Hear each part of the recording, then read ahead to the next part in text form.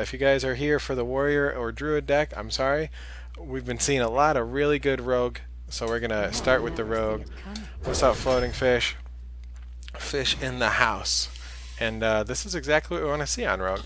The prowler just doesn't get you enough value, even if it's the only pick. I wish it had stealth or something crazy with the bonus, but 4 for a 6/6 is not bad, but it doesn't save you like the lone champion does, and minstrel is just too good. So we're gonna start with a minstrel pick here.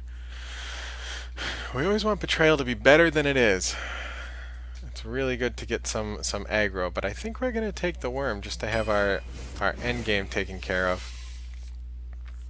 So Stonehill Defender with the Discover actually heavily favors the class cards, but there are no rogue taunts, so it's going to just be a crapshoot of the neutrals, which is good because with classes without their own taunt, you actually have the best chance of getting like Lich King then, but you also have the best chance of getting Shield Bearer, and it's really tough to pass up on an Assassinate. I think man, Stonehill Defender's so good just on curve and everything, but we gotta. So I always talk about we want a silence, we want a poison if we can, and then you want some taunts and discover outside a game. This poison is not good enough, especially not compared to these. But an assassinate is just so valuable. It's hard to imagine. I mean, the defender could get us a Lich King, and then a defender into a Lich King is more valuable than just an assassinate. Probably. I don't know. What are you guys thinking? What are you guys thinking on this awesome Monday? Normally, I call it Meatball Monday because we do spaghetti and meatballs. When I told my 4-year-old it was Meatball Monday, he said, "How about Mac and Cheese Monday?" so, so I don't know where he's coming up with these great ideas. So the kids actually had mac and cheese instead. But I'm just delaying the pick here. Oh, I don't think either one is wrong per se. It's just a matter of which ones are right. They're both foil, so that makes it exciting. You notice for a lot of the foil, I think that the first guy that did the foil cards was in love with leaves, right? Like all the foil cards from the older sets just have leaves floating through it. It's like, oh, it's a gold card. Let's put some leaves in there. This guy's holding off dragons all by himself, and this guy's assassinating in the fall. It looks like we're on a nice fall day. We're losing all the green leaves. I'm gonna take the defender, but I think I might be sad about that later. We'll see. This is a great poison. We're gonna take that guy. We're gonna miss the weapon, but that's okay. We've already got an 8-drop. This is not the best weapon. There are some really good discovers now, especially with Blink Fox. So we might get this guy for lower mana or Pickpocket. But we need to start getting a curve. This is a really solid 2-drop. That's a really good 1-drop. Sap. Yes. So we might not get a silence with Rogue. Last time we didn't, but Sap is almost better. In most cases, it's a slightly better. You can use it sometimes where a silence isn't as good, right? This could clear something. These are all great rogue cards. I really hope we get offered both of these again, but Sap is the identifier for a rogue for me. You're not a rogue if you don't sap something. We already have a minstrel, but they're extremely good. But Hallucinate is the only way to get DKs in the arena. They pulled them out of the actual draft, so I'm thinking we take the Hallucinate so we can try to get some combos later on. Anyway, let's take a Hallucinate. Sad to see Minstrel go. I think that most of the rogue secrets are pretty bad. The one, I think it's called Second Chance, the one that returns it to your hand and makes it cheaper, is at least playable. I don't think Sudden Betrayal is. If we get a dragon, these guys are really good. If you don't get a dragon, it's really hard to play these guys for 7 mana. With the dragon, it's like a 6 out of 10. Without the dragon, it's like a 3 out of 10. So it's a pretty big swing. And seeing as how we don't have any dragons yet, though we have been seeing, not only ourselves, but everybody has been seeing the Scalebanes everywhere. So we'll likely be offered a Scalebane. But I don't know if I want to be pressured into taking a Scalebane because we've got this guy over what might be a really good card next to it. Let's take a card draw. Not the best card draw, but I think we can make it work. I really like the idea of the Hydra. It just never works out for me in Arena. Let's get a solid taunt here. Mountain Giant. I don't think in the new Arena. So about a week and a half ago, 2 weeks ago, we noticed that Arena went super aggro. We have to play aggressive to keep up with that, which means Mountain Giant is going to be really tough to play. It's possible we can get it on like turn 7 or 8 after a strong Minstrel turn, right? Something that kind of replenishes our hand a little bit. But I think it's too dangerous to take it here. Let's go with the cat, I guess. Not a huge fan of that guy. All right, and neither of these are that great either. I guess we take the Zealot and see if we can get something going here. Mimic Pod, that's an easy choice. Though there's a dragon. I'm glad I'm not pressured into taking the dragon from the other guy. This is my least favorite werewolf. As a 2-drop, 1/4 with the spell damage. It's actually pretty solid. But I've never ever wanted to play it as a 4/1. And anytime my opponent plays it as a 4/1, I'm not intimidated by it. I wish it was like a 2/3 and switch between a 2/3 and a 3/2. That might be too powerful. But Mimic Pod is just too good to get the card draw. These are all good picks too, actually. So the Piper right now would get us a Glacial Shard. That's actually a really good, reliable pull.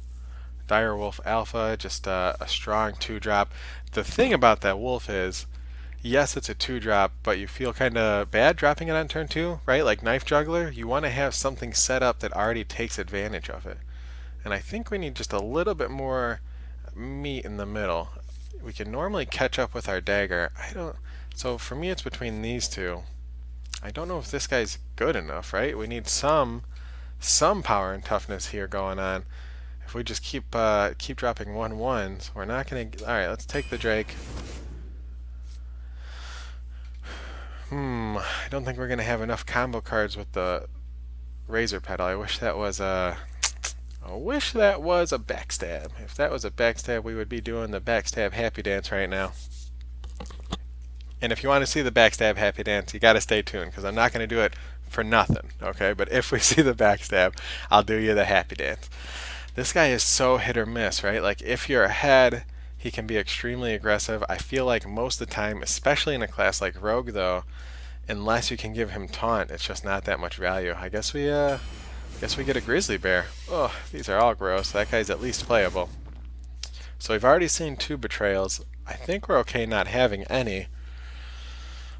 But is it better than these guys? Well, weapon destruction can be super good in Arena, especially as we play the those rude paladins later with their silver swords. What's up, right or wrong? Thanks for tuning in. If you're here for Music Monday, I'm not going to start the music till after the picks because I want to post the picks on YouTube. Want to start doing a picks channel, and I know that they pull it off if you have the music going at the same time. So we'll start the music after the picks. Do we have any Murlocs to go with our lookout here? I don't think so, and we're not likely to get any because there are no good rogue Murlocs.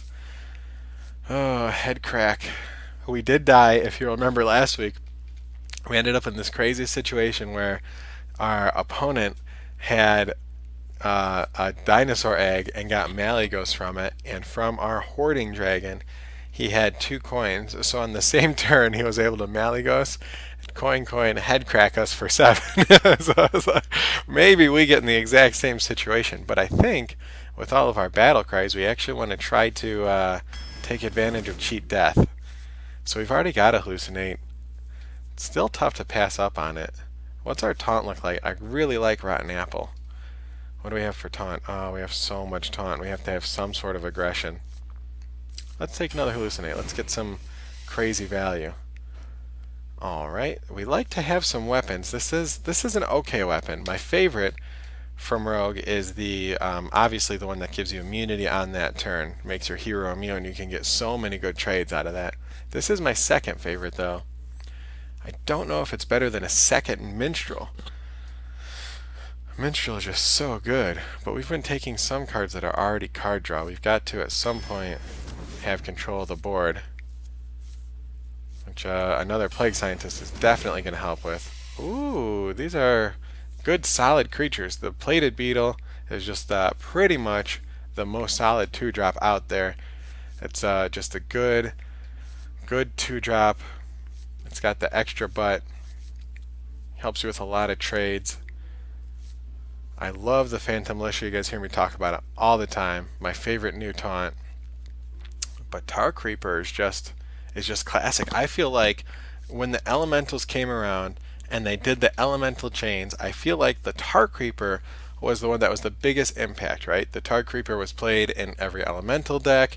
It was played in every arena. We were grabbing it in every arena run. It was played as just a solid 3-drop everywhere. It's still being played today. It's just Tar Creeper was the first wave, the first hit of that meta. I really feel like Tar Creeper doesn't get the credit it deserves with the big elementals that came out. Tar Creeper is the glue. So I really love me some Tar Creeper, but we've already got some 3-drops here. What do our 2-drops look like? See, so none of these 2-drop minions other than Tainted Zealot we really want to drop on turn 2. I hate passing up those taunts, but we're gonna go with the solid 2-drop. There's a solid 4-drop. Alright, there's a Nesting Rook. Okay, we're starting to get some beef here, starting to get some value. So Drake is I've seen some really good value out of Drake, and I think in Rogue it might be the best, because with a mage they can ping at the same turn if they've got 5 mana. With a rogue we could have our weapon equipped turn 2 and take care of the Drake Slayer right away. Now 5/4 value is really good, but it seems like a lot of the time it doesn't have as much of an impact as you would like. If it doesn't come out on turn 3 and get the value right away, it's still good, but I've never used Mad Hatter in an arena. It's been used against me, and it can be really good. I wonder if we try to make it work, because we've got some pretty underpowered minions here.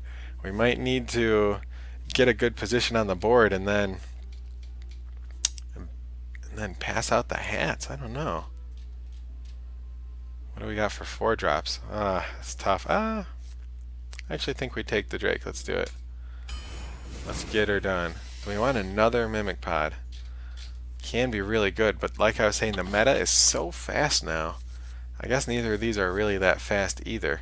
I just feel like if we Mimic Pod, we might be sitting on a lot of cards that we don't get that much value out of. Do we take the Inquisitor just to slow things down? What do our 6-drops look like? Okay, let's take the Frost Elemental. Our late game's looking pretty sad. I love having a pickpocket. I'm not sure we're gonna get the value out of it. We always try. We already have a secret. That's all we need. Let's do the Blink Fox. And so yesterday we had the Nightmare Amalgam, and we had a Hungry Crab. And the first guy, the priest, stole our Hungry Crab and then ate our poor Nightmare. I want to stay as far away from this guy as possible. He is so easy to get eaten. We lose that value. Those crabs, man, this guy should be renamed Crab Feeder, right? Like, holy cow. Crab food right here, like every crab, man. Okay, so we already have a 3-drop weapon, but this is my favorite one. Can we get value out of the Chain Gang? We could. I mean, it's not like Chain Gang's ever bad. Let's go with the weapon. There we go. Alright. We are loving this deck.